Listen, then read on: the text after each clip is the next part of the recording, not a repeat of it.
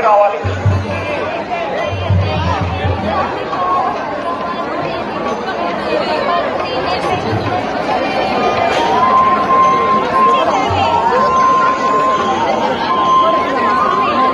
Rahul postal copy చెందిన రాహుల్ మీ యొక్క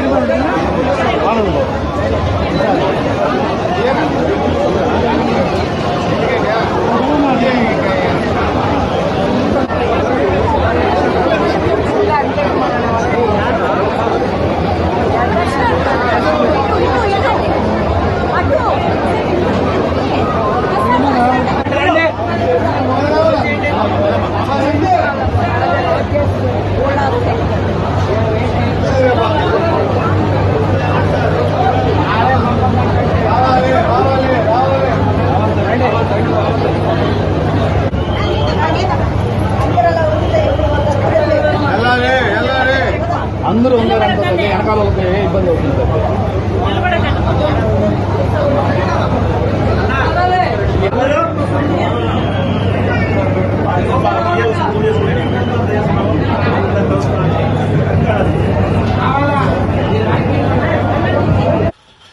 తిరుపతి గంగమ్మ తల్లి మా గ్రామ దేవత. గంగమ్మకు 900 ఏళ్లకు పైగా చరిత్ర ఉంది.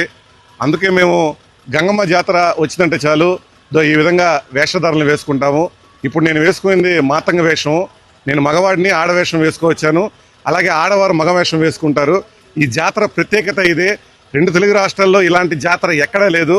మా తిరుపతి గంగమ్మ జాతరలోనే ఇలాంటి వేషాలు కనిపిస్తాయి. అంటే ఈ వేషం వేసుకొని మేము ఆలయానికి వస్తే మమ్మల్ని ఎవరు కూడా హేళనగా చూడరు.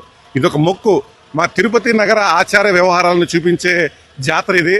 అందుకే ఈ జాతరకు మేము మా ఇంట్లో కుటుంబ సభ్యులందరితో కలిసి వస్తాము.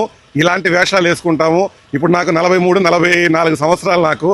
నా చిన్నప్పటి నుంచి కూడా ఇదే విధంగా ప్రతి ఏడాది గంగ జాతర రోజు వేషం వేసుకుని ఆ అమ్మవారికి మొక్కులు తీర్చుకుంటూ ఉంటాను. నేను ఒక్కడనే కాదు, తిరుపతి నగరంలో మొత్తం 7 లక్షల మంది పైగా జనం ఉన్నారు.